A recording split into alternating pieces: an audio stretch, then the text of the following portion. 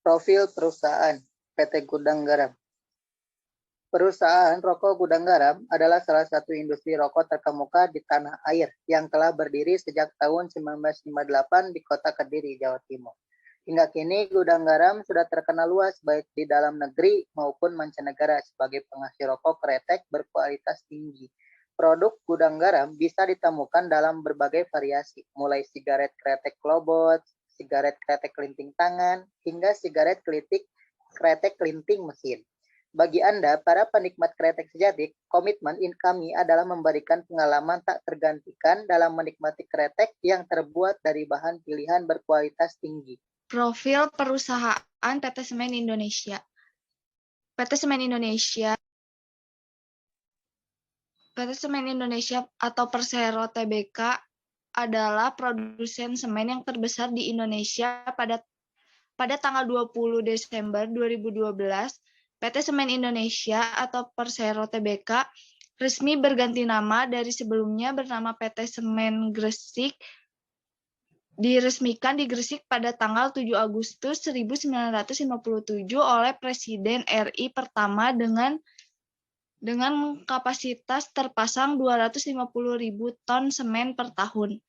Pada tanggal 8 Juli 1991, Semen Gresik tercatat di Bursa Efek Jakarta dan Bursa Efek Surabaya sehingga menjadikannya BUMN pertama yang go public dengan menjual 40 juta lembar saham kepada masyarakat. Pada tanggal 20 Desember 2012, melalui rapat umum, pemegang saham luar biasa RUPSLB Perseroan resmi mengganti nama dari PT Semen Gresik menjadi PT Semen Indonesia.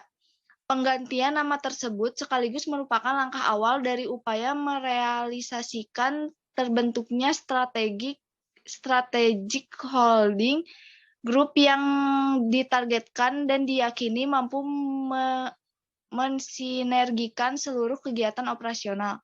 Saat ini kapasitas terpasang semen Indonesia sebesar 29 juta ton semen per tahun dan menguasai sekitar 42% pangsa pasar semen domestik. Semen Indonesia memiliki anak perusahaan PT Semen Gresik, PT Semen Padang, PT Semen Tonasa, Tanglong Semen, dan PT Solusi Bangun Indonesia Tbk.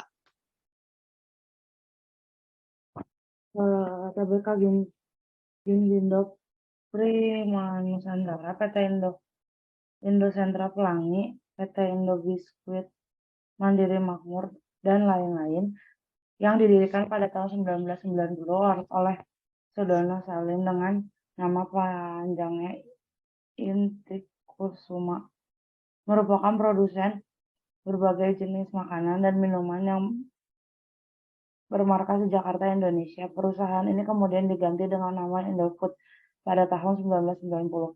Indofood mengekspor bahan makanan hingga Australia, Asia, dan Eropa, dan bertransformasi menjadi sebuah perusahaan Total Food Solution dengan kegiatan operasional yang mencakup seluruh tahapan proses produksi makanan, mulai dari produksi dan pengolahan bahan baku hingga menjadi produk akhir yang tersedia di rak pedagang eceran. Pada tahun 1982, perusahaan ini meluncurkan merek Sarimi yang kemudian disusul dengan Indomie, Supermie, dan Popmie masing-masing pada tahun 1984, 1986, dan 1988. Pada tahun 1990, Indofood merilis bisnis makanan ringan melalui anak perusahaannya 7up Netherlands BV, perusahaan afiliasi dengan PepsiCo Inc. dengan peluncuran 3 merek Citato, Ciki, dan Z pada tahun 1992 dan 2005. Merek PepsiCo dan Cheetos dan Lay diperkenalkan pada tahun 2007. Merek Ketela diluncurkan untuk menembus pasar makanan ringan tradisional. Di tahun 1991, prinsip bisnis bumbu makanan mulai dikecap sambal dan bumbu instan mulai dijalani. Pada tahun 2005, PT Nestle Indofood Cita Rasa Indonesia didirikan sebagai perusahaan patungan 50% milik Nestle SA dengan tanggung jawab untuk pemasaran produk hanya kuliner. Pada tahun 2007, sirup Indofood ramah diperkenalkan ke pasar. Bisnis biskuit juga mulai dilakoni oleh Indofood sejak 2005 dengan meluncurkan dua merek, Trends dan Wonderland pada tahun 2011. Bim Bim merek diluncurkan untuk menembus pasar anak-anak. Indofood juga memiliki produk susu setelah akuisisinya dengan Grayton Pte. LDE, pemilik 68,57% saham PT Indolako, pemain terbesar kedua di pasar. Merek andalannya Indomilk telah hadir di Indonesia selama lebih dari 4 dekade. Sebagai perusahaan perintis makanan, Indofood membawa misi untuk terus berinovasi, fokus dan pada kebutuhannya konsumen. Memberikan merek besar dengan kinerja tak tertandingi, memberikan produk berkualitas yang dicintai oleh konsumen, terus meningkatkan kualitas kehidupan masyarakat Indonesia, memberikan kontribusi bagi kesejahteraan masyarakat dan lingkungan secara berkelanjutan, serta terus meningkatkan pendapatan para pemegang saham. Perhitungan PBV dan EPS. Nilai buku perusahaan atau NBP. Nah, di sini ada 3 perusahaan. Yang pertama yaitu Gudang Garam. Untuk total ekuitasnya, PT Gudang Garam berjumlah 59.282.208 perak. Sedangkan untuk jumlah saham yang beredarnya yaitu 1.924.088.000. Nah, jadi untuk totalnya sendiri yaitu total ekuitas dibagi dengan jumlah saham beredar. Jadi untuk total NBP PT Gudang Garam itu sebesar 0,03. Yang selanjutnya yaitu Semen Indonesia. Untuk total ekuitasnya yaitu berjumlah 36.154.557 perak. Sedangkan untuk jumlah saham beredarnya berjumlah 5.931.520.000. Untuk totalnya sendiri yaitu sebesar 0,06. Yang terakhir yaitu ada Indofood dengan total ekuitasnya 33.881.903 perak. Sedangkan untuk jumlah saham yang beredarnya yaitu 11.661.908.000. Jadi untuk total NBP pada PT Indofood yaitu sebesar 0,002. Untuk harga saham hari ini saat video ini dibuat, Gudang Garam memiliki saham 21.750, 75.000. 21.075. Semen Indonesia memiliki harga saham 7.725 dan Indofood memiliki harga saham 6.500. Nah, setelah kita mencari nilai dari NBV, maka langkah selanjutnya adalah kita menghitung nilai PBV-nya, yaitu Price to Book Value. Sedikit penjelasan mengenai BVP. BVP itu adalah untuk menghitung atau membandingkan harga saham pasar dan nilai buku saham. Dan kedua, semakin tinggi PBV, semakin mahal harga sahamnya. Ketiga, jika BPP itu lebih dari 1, maka harganya overvalued, yaitu perusahaan yang baik kebanyakan memiliki 1.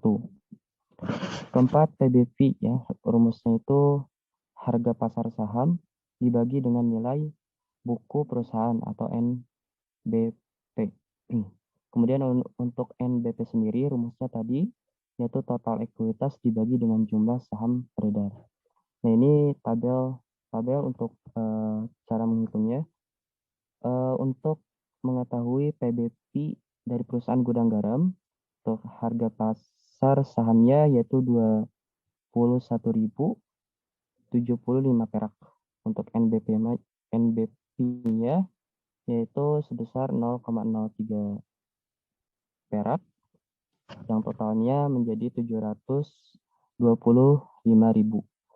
Kemudian untuk mencari NBP Semen Indonesia, harga sahamnya yaitu 7.725 perak dengan NBP 0,06 dengan total 128.750 perak. Kemudian untuk Indofood, harga sahamnya yaitu 6.500 dengan NBP 0,002 perak. Totalnya yaitu 3.250.000. Untuk tahun 2001. Untuk selanjutnya ada EPS atau earning per share untuk menghitung laba per lembar saham. Semakin tinggi EPS, maka akan semakin baik. Untuk menghitung EPS, yaitu EPS sama dengan EAT atau laba dibagi jumlah saham beredar. Untuk EPS Gudang Garam, untuk labanya 5.605.315 perak dibagi sama jumlah saham beredarnya 1.924.088.000, maka total akhirnya yaitu 0,002 rupiah. Untuk Semen Indonesia, labanya 2.021.190 perak dibagi jumlah saham beredar 5.931.520.000. Total akhirnya yaitu 0,0003 rupiah. Untuk PT Indofood, labanya sebesar 8.830.199 perak dibagi jumlah saham beredarnya 11.661.908.000 dan total akhirnya yaitu 0,0007 untuk tahun 2021. Seperti yang telah kami ketahui, bahwasannya ada beberapa keuntungan yang bisa kita dapatkan dari berinvestasi saham. Di antaranya, yang pertama itu selisih harga jual dan harga beli yang disebabkan karena keadaan pasar atau disebut dengan capital gain.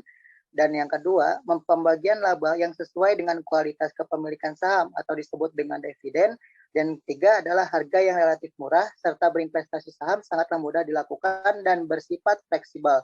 Di balik kemudahan dan keuntungan yang didapat, kita juga diharuskan untuk mampu menganalisa pasar dengan baik dan memilih saham yang tepat. Dari kesepakatan bersama, maka dari itu kami memutuskan untuk menanam modal atau berinvestasi pada PT Indofood. Meskipun ada beberapa kendala yang salah satunya sedang tidak stabilnya harga saham pada pasaran saat ini, akan tetapi terlepas dari itu kami mengetahui bahwasanya setiap manusia pasti memerlukan makanan. Terlebih dengan angka kelahiran yang tengah membludak, disertai karakter manusia itu sendiri yang memilih budaya serba instan. Demikian dari kelompok kami yang bisa kami presentasikan. Mohon maaf atas segala jenis kesalahan. Selamat malam, ditutup dengan doa. Wabillahi taufiq wal hidayah. Assalamualaikum warahmatullahi wabarakatuh.